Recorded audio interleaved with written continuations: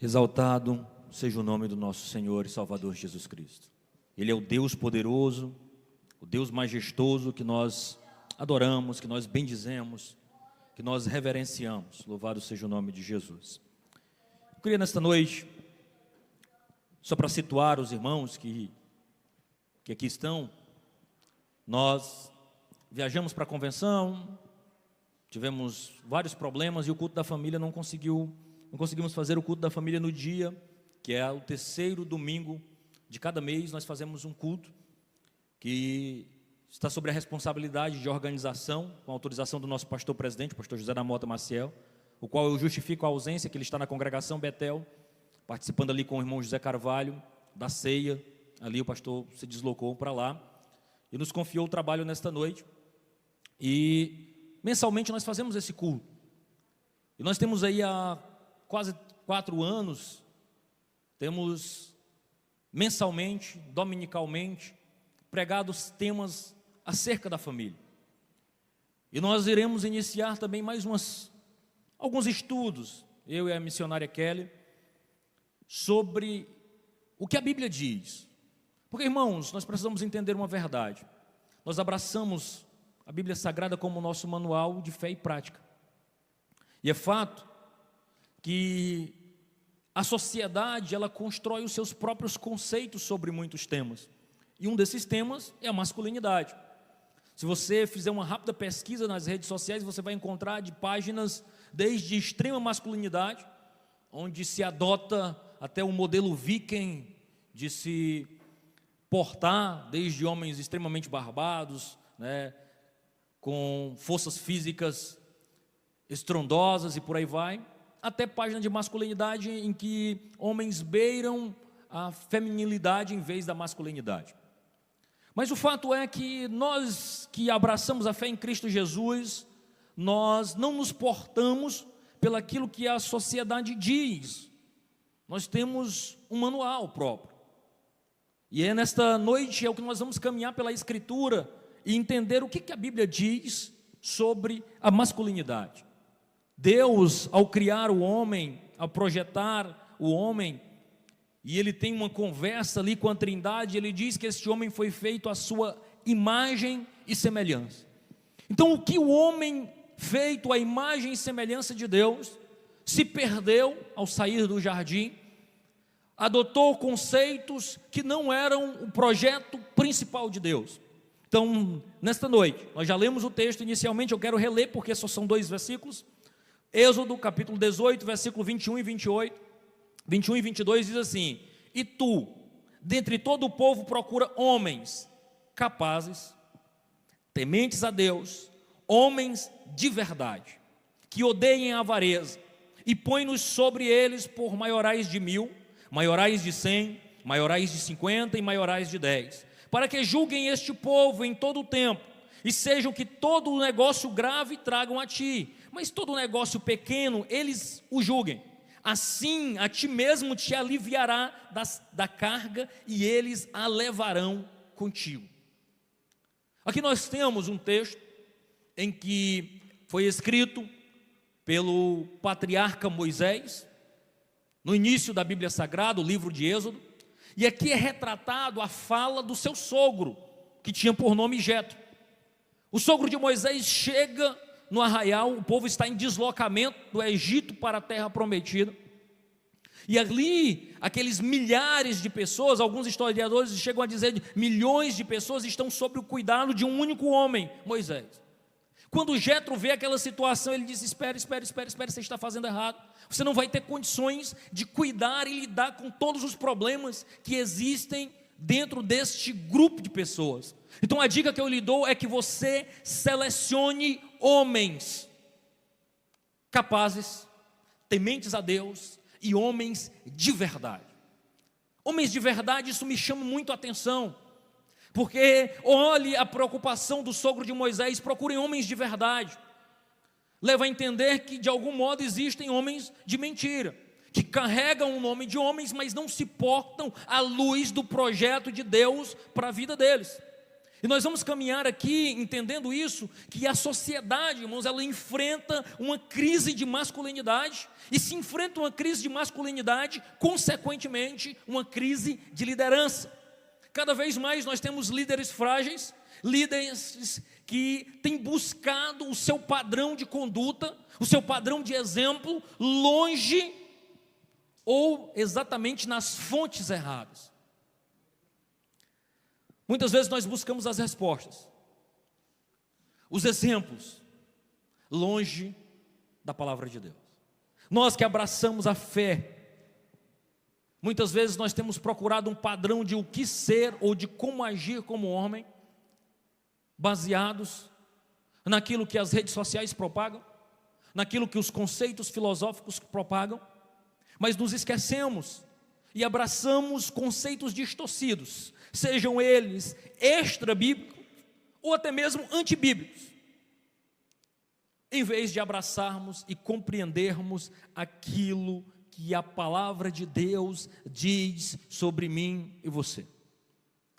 É fato, queridos irmãos, que alguém que quer conhecer um produto, especialmente, vamos pensar aí num eletrodoméstico ou até mesmo num eletroeletrônico, e ele não sabe como lidar com aquele produto, muito provavelmente ele vai atrás de quê? Do manual.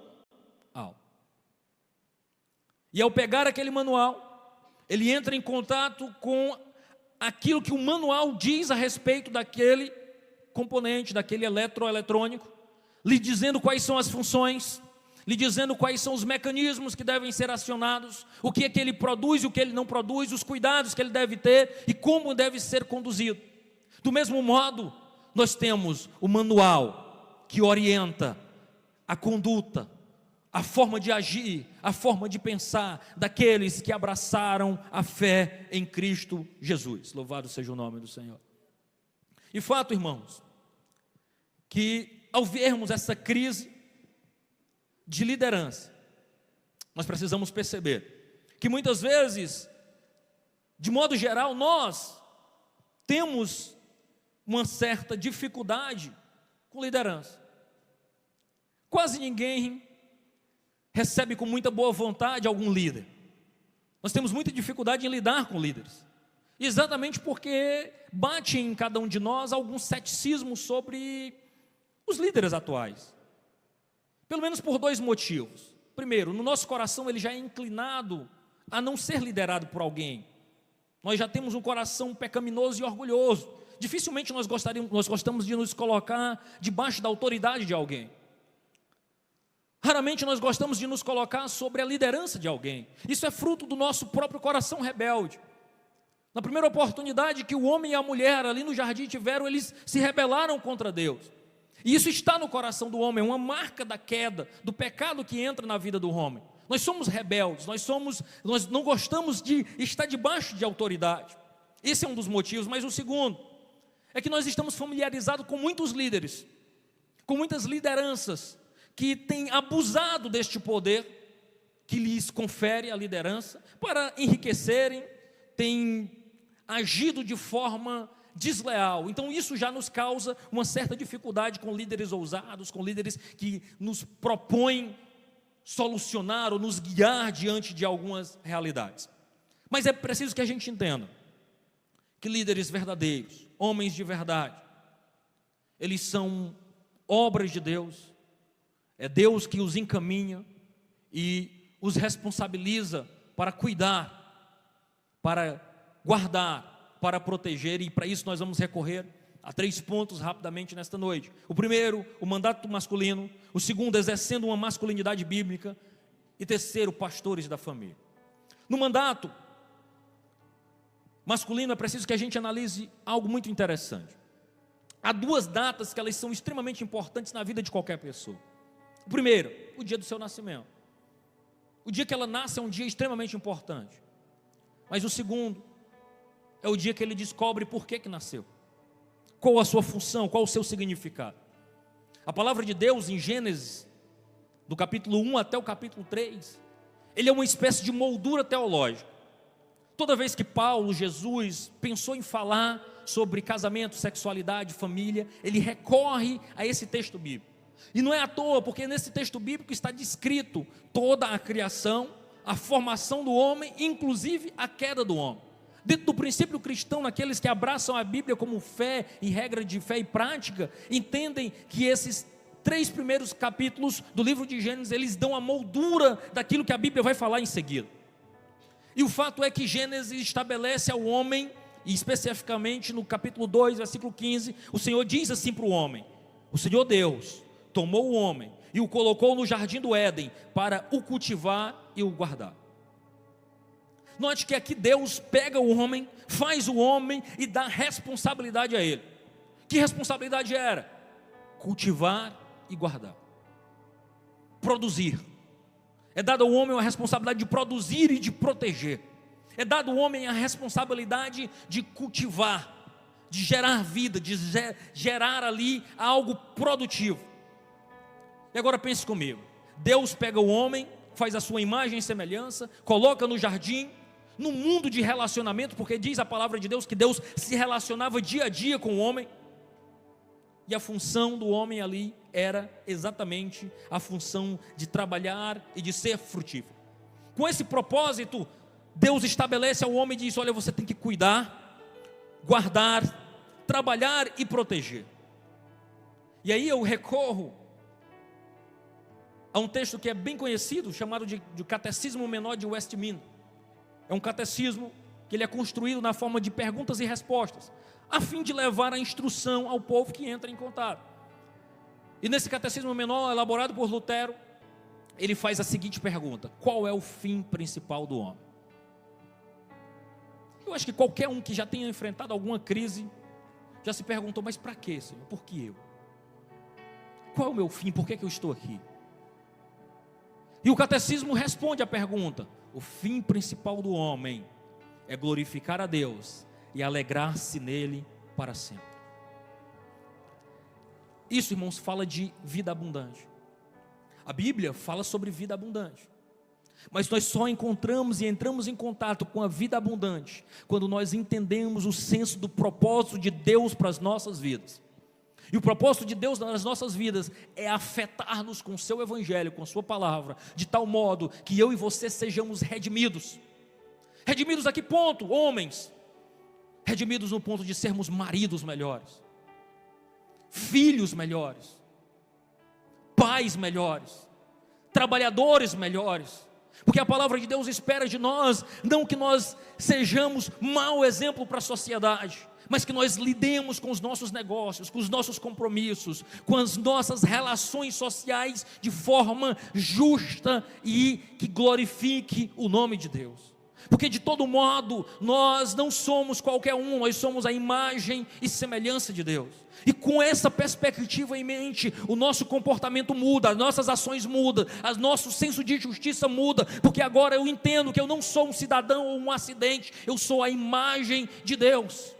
Deus, na sua infinita graça e bondade, projeta alguém para se portar dignamente dele, e que cada ação, cada palavra, cada expressão glorifica o nome de Deus, de tal modo que alguém olha e diz: eu louvo a Deus porque eu conheci o Elvo, porque as suas ações são dignas de alguém que se parece, que é a imagem de Deus.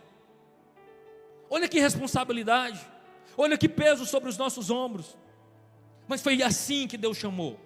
Deus chama Adão e o coloca como representante da criação, e coloca sobre os seus ombros autoridade e senhorio, capacidade de gerenciar, capacidade de cuidar, de liderar. Chama o homem para que ele seja capaz de lidar. E aí é interessante a gente perceber que nós, enquanto homens, que exercemos a liderança do nosso lar, que temos sobre os nossos ombros grandes responsabilidades, as grandes responsabilidades, o fato de se ter autoridade está corrompido, porque hoje alguém que tem autoridade abusa dessa autoridade, e não entende a responsabilidade que está por ter autoridade. Alguém que é imbuído de autoridade, ele agora deve usar essa autoridade com muitas responsabilidades, não para o seu benefício próprio, mas para cuidar, zelar e proteger daqueles que estão sob os seus cuidados, e glorificar o nome de Deus no meio da sociedade. Imagine se nós tivéssemos como cristãos, que alguém que abraçou a fé em Cristo Jesus, esta responsabilidade de entender que cada espaço social que você ocupa, você tem a oportunidade de glorificar a Deus, de usar o ambiente que Deus te colocou para ser a diferença na sociedade. Se está inserido num ambiente de corrupção e desvio, você é luz, chega lá e age de modo diferente. Se todo mundo age com meios escusos de fazer as coisas, você age com honestidade, você age como luz, você age como exemplo. E ao fazer isso, sabe quem é que é glorificado? O Deus que você serve. Porque alguém para e pensa e diz: rapaz, o ambiente aqui é muita gente errada, mas o fulano, rapaz, ele tem algo diferente na vida dele. Eu tenho a impressão que é o Deus que ele serve. E o nome de Deus, mais uma vez, é glorificado. Louvado seja o nome do Senhor. Então o homem que tem essa responsabilidade, ele deve estar acostumado a trabalhar o solo do coração humano. O marido é chamado a nutrir a sua esposa emocionalmente e espiritualmente. Cada homem que assume o papel de liderar a sua casa, ele é responsável por cuidar das emoções da sua esposa, mas também de alimentar a sua casa espiritualmente, de guiar a sua casa para mais próximo de Deus. Um pai é chamado a lavrar e nutrir o coração dos seus filhos. Nós somos chamados para manter os outros seguros. Nós precisamos entender essa responsabilidade, porque Gênesis 2 vai nos revelar 4 características essenciais do homem. A primeira: quem é o homem? O homem é uma criatura espiritual, capacitada para conhecer a Deus e chamada a carregar a sua imagem. Olha o peso da responsabilidade. Nós somos chamados para conhecer Deus. Nós carregamos a imagem de Deus. E onde o homem está? O homem está aliançado com Deus. O homem em Gênesis 2, ele está no Éden, num local onde Deus é conhecido, cultuado, adorado, e que Deus está presente naquele ambiente. Qual a sua função ali no Éden? O homem que é chamado para o Éden, qual é a sua função? Senhor e servo. Olha 2 termos que se confundem. Como é que eu posso ser senhor e ao mesmo tempo ser servo? Deus entrega domínio na mão de Adão, mas esse domínio que ele tem é imbuído de responsabilidade para cuidar e servir, porque toda autoridade ela tem em principal função servir os outros. Não é poder pelo poder, é autoridade e poder para servir melhor aqueles, defender aqueles que não têm capacidade de se defender sozinho. E deve cumprir a sua vocação, que era cultivar e guardar. Aqui nós temos claramente que os homens devem entrar no mundo que Deus criou para serem senhores e servos sobre a sua autoridade e para cultivar e guardar. Você precisa entender essa verdade, porque nós fomos chamados pela palavra de Deus para entender esse princípio de que está sobre as nossas responsabilidades. Há um mandato masculino, há um mandato de Deus para o homem que lhe imbui de grande responsabilidade de proteger, cuidar, zelar, nutrir. Louvado seja o nome do Senhor. Segundo ponto, exercendo a masculinidade. O apóstolo Paulo, escrevendo em 1 Coríntios capítulo 13, versículo 11, ele usa algo muito enigmático. Ele fala exatamente no capítulo do amor, logo em encerrar aquelas declarações sobre o que é o amor, dizer que ele é paciente, que ele tudo sofre, que ele tudo suporta. Ele entra sobre uma fala sobre homem, e ele diz assim: olha, quando eu era menino eu falava como menino, sentia como menino, discorria como menino, mas logo que cheguei a ser homem, acabei com as coisas de menino. Ele está dividindo aqui 2 categorias, está apresentando o menino e o homem. Nós vivemos, irmãos, numa sociedade em que a geração atual de homens, ela quer desfrutar do privilégio de ser homem, sem assumir a responsabilidade de ser. Eu quero os benefícios de ser homem, eu quero os direitos de ser homem, mas eu não quero os deveres de agir desse modo. Agem como menino e querem privilégios de homem. Não é raro você encontrar uma perda de masculinidade, de princípios, onde agora o indivíduo chega aos 30, 40 anos, buscando diversão, buscando prazer e lazer, mas sem se envolver com a responsabilidade de cuidar, de zelar e de se portar como alguém que conhece a Deus, como alguém que age com responsabilidade. O fato é que a sociedade e a família não podem ser colocadas sobre ombros de meninos. É disso que o apóstolo Paulo falava. Tanto a sociedade como a família precisa estar sobre ombros de homens que entendem o seu chamado e a sua responsabilidade. Então, como é que eu me torno um homem de verdade? Primeiro, quando você for capaz de viver um cristianismo real. Quando você for capaz de viver um cristianismo para além das paredes deste templo. Porque ser crente dentro do templo é uma maravilha. Aqui todo mundo está dando glória a Deus. É possível projetar um louvor e você se envolver neste louvor. Sabe quando é que o desafio bate a porta? É quando você sai por aquela porta e está sozinho, para se manter fiel, íntegro dentro da sociedade, sem se corromper, sem abandonar os compromissos que você assumiu. Eu acho muito bacana o texto de Atos, Lucas escrevendo Atos dos Apóstolos, ele registra em Atos 16, capítulo 30, versículo 31 e 32, uma conversa que ele tem com um carcereiro. Paulo e Silas são presos, foram açoitados, estão ali por volta da meia-noite, louvando ao Senhor. Acontece um terremoto, o carcereiro tenta tirar a sua própria vida, mas ele diz: não faça mal nenhum a ti, nós estamos aqui. E o carcereiro fica abismado com o fato daqueles homens que estavam presos não terem fugido. E ele faz a pergunta mais importante da vida dele: diz, o que eu faço para me ser salvo?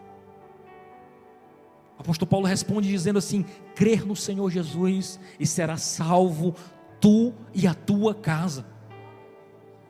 Muitas vezes nós transformamos essa declaração em algo místico, mas ali Paulo entendia que aquele carcereiro, que aquele homem, líder da sua família, tinha um nível de autoridade, um nível de representatividade, um nível de comprometimento, que ao tomar uma decisão, a família lhe seguiria.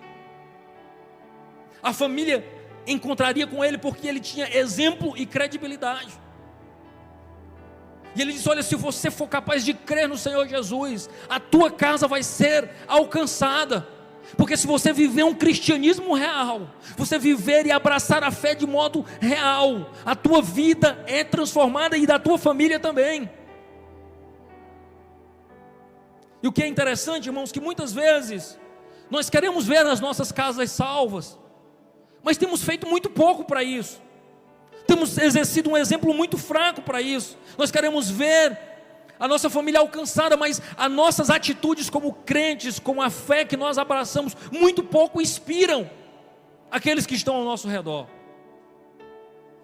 Porque nós seremos homens de verdade quando nós nos portarmos como verdadeiros cristãos, como alguém que verdadeiramente segue a Deus. Você tem que entender que Deus lhe chamou para liderar na sua casa, orientar, guiar, se doar como Cristo fez pela igreja. Autoridade não tem a ver com autoritarismo.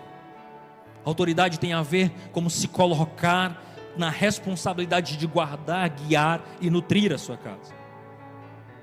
Segundo, quando for capaz de liderar espiritualmente e emocionalmente a sua família, a sua casa, a sua esposa. Não é simplesmente capacidade e intelecto para fazer, mas é vontade para fazer, é comprometimento para fazer, é desejo de fazê-lo. Capaz de ensinar as Escrituras aos seus filhos, à família, capaz de ensinar os seus filhos e a sua família a crer, conhecer e seguir a Deus. É interessante, e eu ouvi essa frase há muito tempo, por um pastor chamado Paul Walsh, e ele falava sobre a relação do pai com a mãe. Aí ele dizia assim: olha,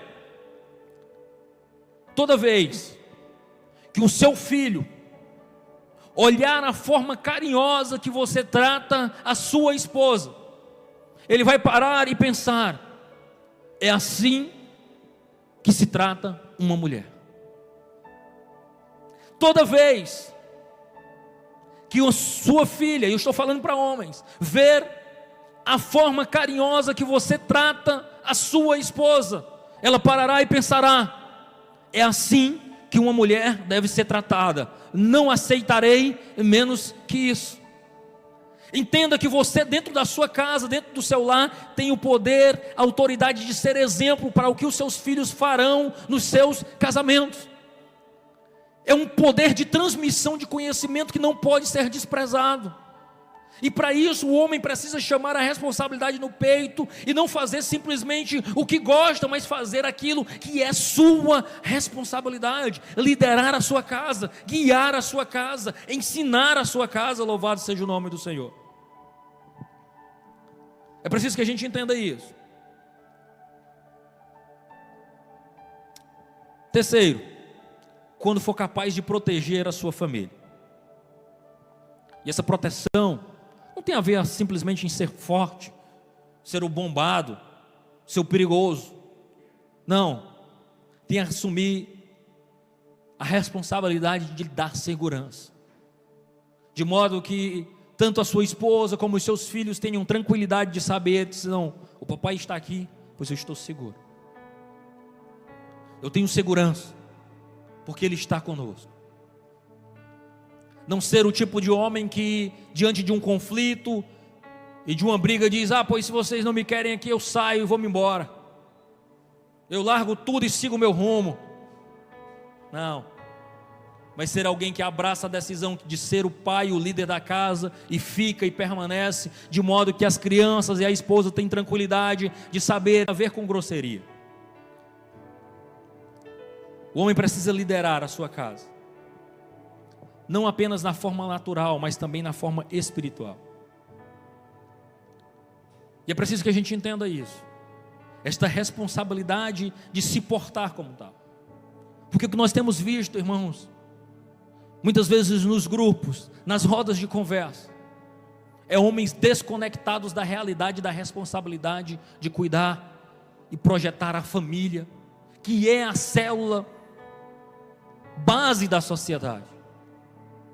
Homens que toda a sua preocupação é em se projetar, em se autoafirmar, em buscar mostrar o que tem, o que possui, os seus bens, mas mostram muito pouco sobre responsabilidade, muito pouco sobre comprometimento.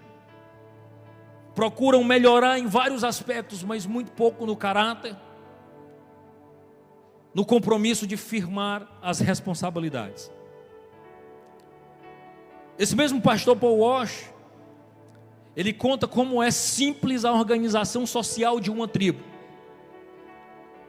E ele diz que existe uma tribo no Peru, que um garoto com 14 anos, ele já pode casar-se, porque ele aprendeu o básico da responsabilidade que aquela sociedade exige, que é o quê?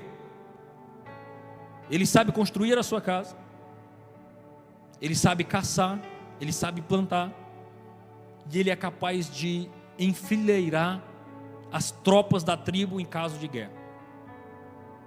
Então ele aprendeu o básico do que é exigido de um homem dentro daquela organização social.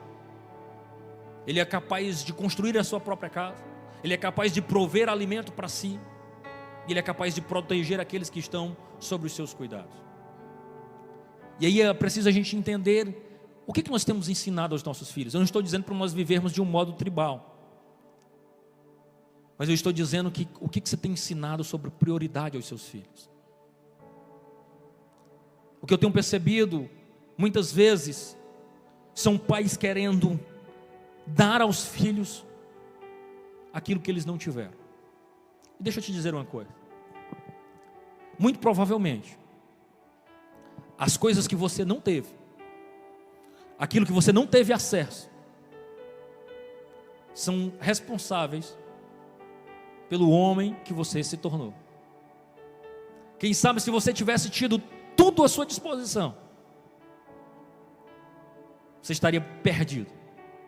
E aí às vezes, em vez de você lidar com o que você vivenciou e transformar de algo de um modo educativo para os seus filhos, você procura suprir as suas carências, dando a ele o que você não teve. Nós estamos numa sociedade perdida. E é preciso que a gente entenda que a palavra do Senhor é verdade quando Ele diz que nós somos sal e luz dessa sociedade. Nós precisamos clarear e salgar aquilo que está perdido, de modo que é a palavra de Deus que corrige a nossa visão e as nossas prioridades. Porque o que nós temos enfrentado, visto, de pessoas vazias existencialmente, possuem tudo, mas são vazios, porque têm apostado as suas vidas nas prioridades erradas.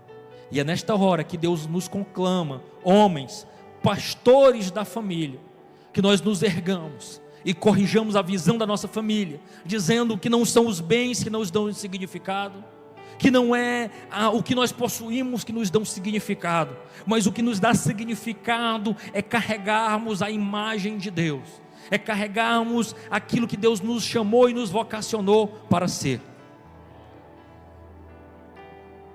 A família, irmãos, ela é o melhor celeiro para a transmissão do Evangelho.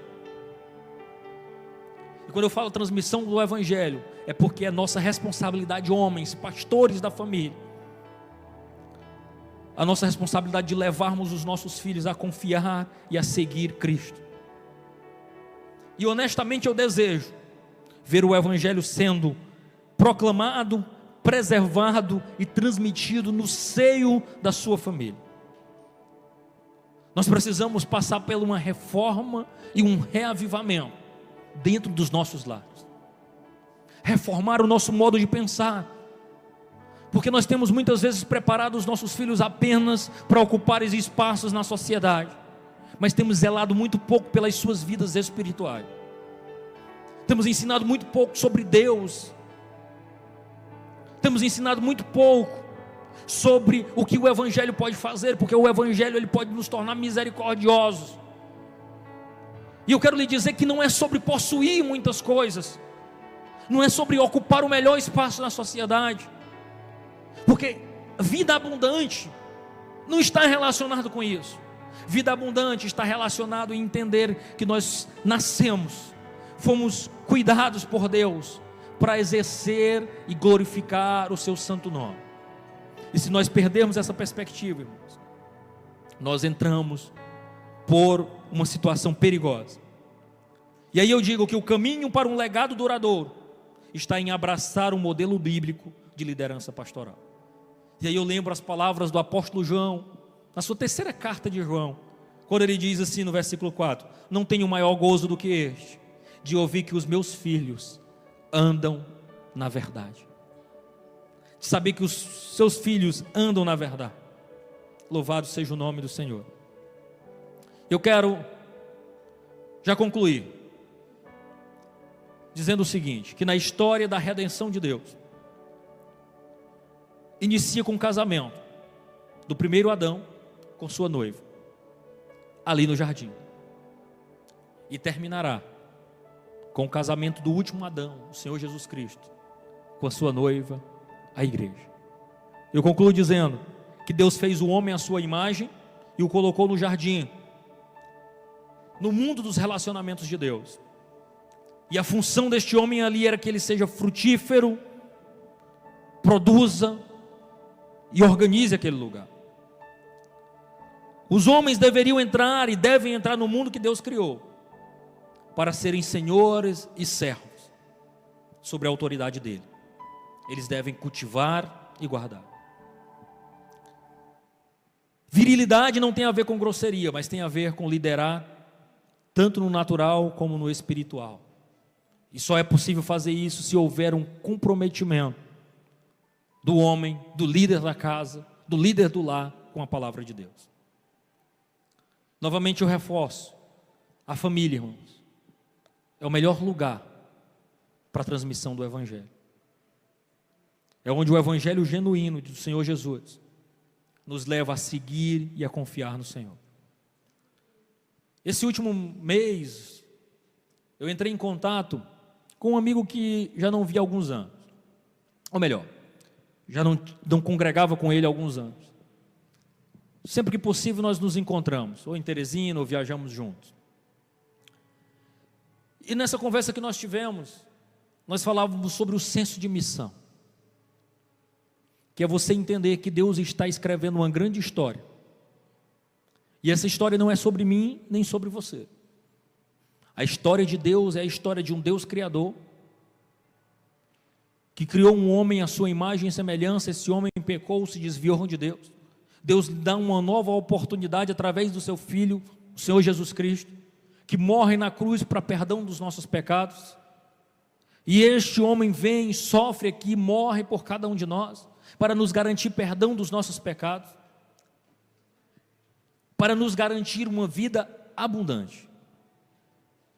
Mas essa vida abundante proposta por Jesus, ela só é possível quando eu entendo que uma vida completa é uma vida encaixada no projeto de Deus.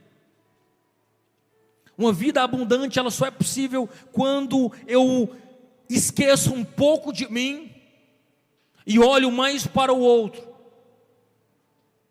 Quando eu entendo que a ideia de Deus não é simplesmente salvar o homem dos seus pecados e da condenação ao inferno, mas é também redimir o homem. Que ao entrar em contato com o Evangelho, o homem, a mulher, o jovem, a criança, ele passa a ser alguém melhor. Nos redimem como pais, nos faz pais melhores. Pais que gastam tempo com seus filhos e ensinam a eles sobre Deus. Mas não só dizem o que eles devem fazer, ele os vê cumprindo o que eles dizem.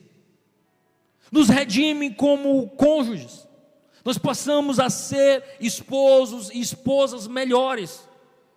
Agora não pensando apenas nas nossas necessidades, mas procurando também se doar e muitas vezes se sacrificar em detrimento do outro. Porque o Evangelho fala sobre isso, sobre redenção. Nos redime também na nossa profissão. Nós não encaramos mais a profissão apenas como um meio para prover sustento para o nosso lar, mas a nossa profissão passa a ser um canal para abençoar pessoas e tornar o nome de Deus conhecido. É um local onde Deus instrumentaliza para que nós propaguemos o Evangelho da verdade. Esse senso de missão, irmãos, corrige a nossa visão, tira os nossos olhos de nós mesmos e põe os nossos olhos em Jesus. A minha ideia nesta noite é você entender que a masculinidade bíblica, que o padrão de Deus para o homem de Deus, não é um brutamontes grosseiro e nem alguém afeminado e frágil, mas é alguém que ama Jesus com todo o seu coração e que está disposto a viver para Ele, para a glória do seu nome. E nesta perspectiva de amar Jesus, ele vai tratar muito bem os seus filhos, ele vai tratar muito bem a sua esposa, ele vai tratar muito bem as suas relações, ele vai fazer negócios limpos, porque ele vai olhar para o seu semelhante e não vai encará-lo como um inimigo ou como alguém que ele deve se aproveitar, mas ele vai olhar para o seu semelhante, vai olhar e ver um irmão, alguém que ele pode cuidar, zelar e proteger. Aí sai do nosso meio todo o senso de competição e de injustiça. Nós passamos a ser abençoadores em vez de competidores. Louvado seja o nome do Senhor.